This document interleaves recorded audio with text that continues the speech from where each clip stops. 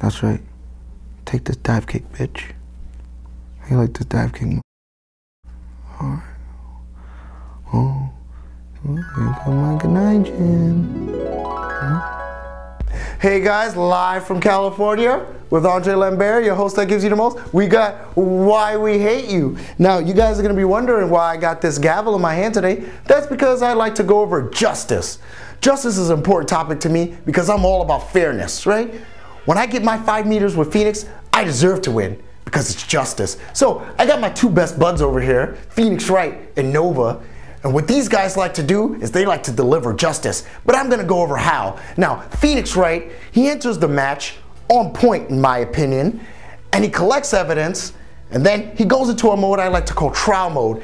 And in trial mode, he uses the evidence against you, as you can see here in the form of projectiles, and has a whole bunch of durability points we're unaware of. We'll find out when the game comes out, okay?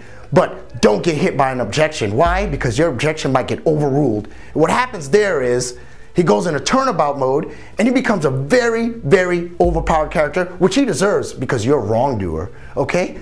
What happens in turnabout mode is he gets this like weird finger that he points at you, and it does 130k damage, and it causes various effects such as wall bounces, ground bounces, and who knows what else. We won't know until we get the game, but for now, I know he stands for justice, and that's all that matters.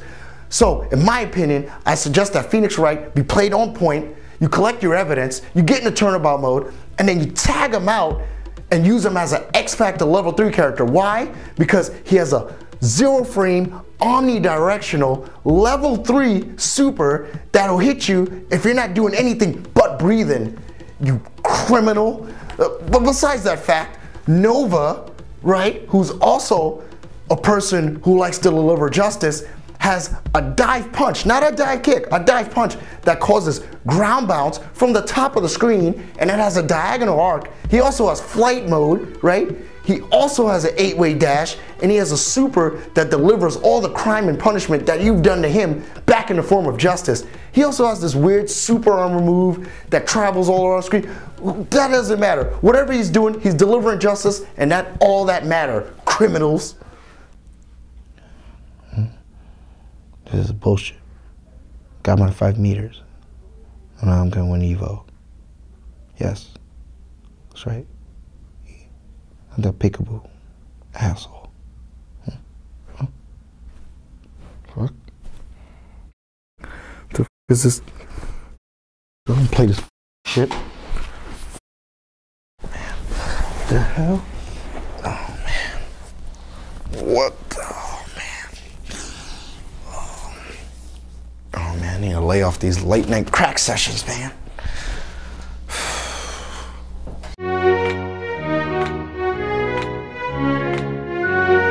Why we hate you.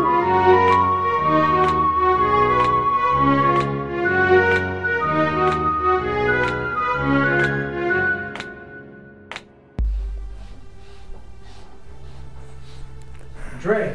What's up, man? You know you're late, right? Yo, I just woke up, dude. Well, get to work. Blow up the week. Yo, I just woke up from like a really shitty dream. Oh my god. Oh, really? Oh, these dreams just never end, do they? Alright, so apparently what we have here is, and I see a gem, so what we got here is Capcom's very own gem system for Street Fighter versus Tekken. And as you can see, and I give credit to them, Capcom has been releasing these on-the-edge fighters for some years now, and we've all been playing them. For those of you who have the self-control not to play them, more power to you. But as you can see, we got Street Fighter over here with the Ultras, and you got Marvel over here with the X Factors, and I just never know when I'm gonna lose or win. And I think that's cool. And I think with the gem system paired with the Pandora system, it's even more 50-50, and that's great. I think that's great, but let's get into the gem system actually. So the gem system is gonna work. I don't know how exactly it's gonna work because I don't own the game yet, but the idea we get from Ono is he says it's gonna be just as important as picking your super art, meaning that that's a core thing in the game. Because remember back then in Third Strike, a skillful game in my opinion, just like CVS 2 and Marvel vs. Capcom 2, and I'd even throw an Arcana Heart in there. Back to the point. Back in Third Strike, what super art you picked depended on how well you were going to do in a matchup. Not for every player, but it was important for characters like Yun and Chun-Li and so on and so forth. But with this gem system, right? Let me give you an example. What's the difference between a Shoto? Let's do Ken, Akuma, Ryu real quick, right? Ken has a 4-frame low forward, okay? And he has a step kick. Ryu has a 5-frame low forward, active for all 5 frames. He has a 3-frame DP, just like Ken, but Ken takes more damage. Akuma has less health, right? But for that, he has better air control than the others with the whole demon flip, and his Tatsu hits multiple times as where they don't. There's little insignificant changes that set them apart, right? But still nonetheless a Shoto. So what happens is with the gem system is you got yourself another Shoto, as where before playing these games was skill based. You see what I'm getting at here? You got yourself a Ryu, right? With a 5-frame low forward. Let's say you put a speed gem on him. Who knows what the speed gems are gonna do at this point, or offense gem, right? Now his low forward takes friggin' 200 health and it's 3 frames and it's active for 7. You got yourself a different Shoto character, right? As before, it was this guy's Chun-Li is better than this guy's Chun-Li, and this guy's Wesker is better than this guy's Wesker because of a skill gap. There's a skill difference. I can see it in the gameplay. You can see by the way he plays, not just, oh, he threw the gem on his character and now he's better than him because of that. And I just feel that, I don't know if this is gonna be Capcom's gimmick fighter or its next 10-year fighter like Marvel 2 was, which, you know, you gotta admit guys, it was played for 10 years.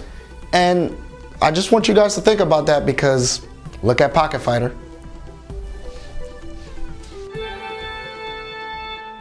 Hey assholes, you think Mike Myers, Freddy's scary? Well, I got somebody from Hong Kong with no green card, and he's even scarier. His name is Fei-Long. Guys, I'm at the character select screen. I'm here with FC Homeless. He's gonna be with you. I'll be Fei-Long. The homeless guy. I'm the homeless guy. Yeah, he's homeless. He's homeless man. I'm homeless man. Homeless man. I'm gonna go through with Fei-Long and I'm gonna discuss BS of ChickenWing. So anyway, Fei-Long here. He has 4-frame crouch and jab, 3-frame crouch and short. I believe this is a what 6-5 frame. No, actually, I believe that's like a 5-frame crouch forward. Actually, I can figure it out right now. I want you to do your crouch forward on the count of 3. 1, 2, 3. 1, 2, 3. 1, 2, 3. 1, 2, 3. I don't know. I think it's 5 frames to be honest. It just works. That's what we need to know. Yeah. Actually, as a Fei-Long player, all you need to know is that it works. Oh, actually, we just discovered it was 4 frames. It is better than Ryu's crouching forward, and it goes over lows. Yay! Scrubby tactics. So you can use this to get over far, like you know those far crouch forward moves. Oh, okay. Or you can use it for to counter like Bison standing forward or Chun-Li standing strong. See guys? So that gives you an idea how to use that. His crouching forward, as you can see, lowers his hitbox. Would you jump in for me?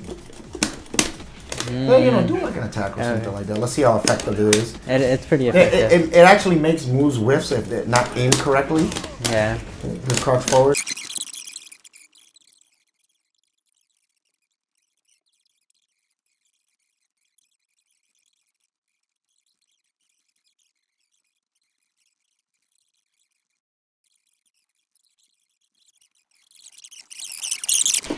Wow, that is ridiculous. One more time for everybody to see.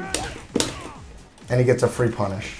He could probably do a chicken wing combo after that. Really? I don't know, I'm guessing.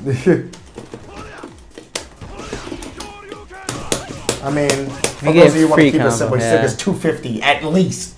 That's free. That's free 250. And it's a free punish. All right. No execution needed. Oh God, he's got a gull. Like, look at the distance of his stand short. Need we say more about this?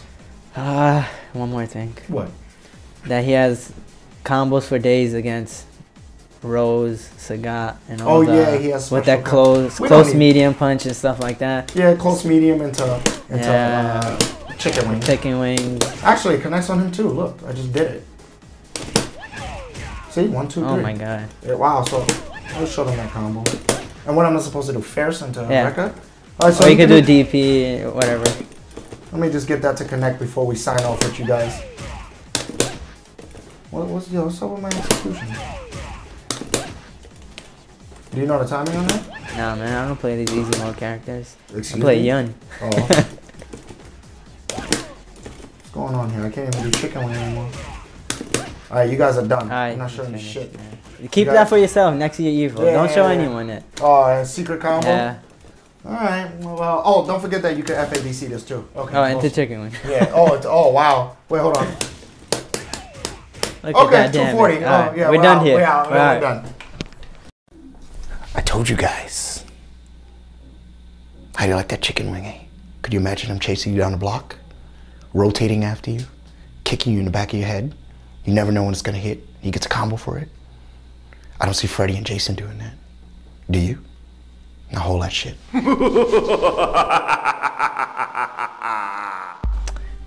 Alright, so but on a serious note, Fei-Long is cheap because unlike in Marvel, look, here's what happens in Marvel. In Marvel, you don't really need options. The top 10 characters do have options, but you don't need options in Marvel because you have things like random supers, X Factor, and assists to help you cover those things. What happens in Street Fighter though is the character who has the more options is the one who is going to be most dominant. And here we have Fei-Long, and we have just one of his moves that cover every single option he desires. And he has one of the most damaging DPs in the game. He has a command grab, he has a very fast overhead, and I don't know why that overhead goes over lows. That is so, like, why would you give him that? But he doesn't need to use that because he has ChickenWing anyway, and that goes over his lows, that goes over your lows anyway. So the meta game with Fei-Long is to whiff punish you with records, right? But what ends up happening is he doesn't need to use that to whiff punish you because he can use ChickenWing to get in. So he doesn't actually need to play footsies. The whole psychology behind Fei-Long is that he's trying to play footsies with you. He was a footsie-based character, and because of one change, because they gave ChickenWing invincibility and that is neutral on block, he's become a character that's outside of footsies. It's like ridiculous. Like, I could say that with Bison, that like having the scissor kick and having like godlike limbs like makes me feel good in a footsie matchup. Like, I know that if you throw out a low limb, I'm gonna scissor kick over it, but that has to be spaced. That's fine. ChickenWing, no spacing at all, no timing, just do it, right? So Fei-Long sitting here playing footsie with you, you already don't want to throw out a limb anyway because you might get a record for it. But here comes the ChickenWing. And if you backdash, here comes the ChickenWing. If you DP, here comes the ChickenWing. It might go through you, it may trade with the DP, whatever. I don't think Fei-Long players care anyway because you're the one taking the risk, and he isn't. And that's what it all comes down to, risk reward. And there's little to no risk, and there's a whole lot of reward behind ChickenWing. So that's what I have there for you when it comes down to Fei-Long and how cheap that move is. All right, of course we're here at the end of the episode, and I hope you guys somewhat have a good Halloween. Don't get hit by any eggs, and I hope there's no razor blades in your candy. Hopefully. But anyway, I want you guys to watch our show at FingerCramp. We have more content up on the website. You can watch the FingerCramp show, that will be our show, and you can watch FC Span. Those are just some of the titles I could list off the top of my head, but we have other content, so check us out. FingerCramp.com, the website's up. It's not that hard to navigate. Stop complaining about it, all right? For you know who you are out there, right? But besides that fact, you can subscribe to our YouTube channel, okay, at FingerCramp. You know to like us on Facebook and follow us on Twitter. If you do all that, guys, this content will come to you without you having to work, all right? It'll just pop up there, and you'll see the things that we have going on. The content will just pop up for you. So if you guys want to be hardworking Americans or lazy Americans, you choose, okay? So I'm out.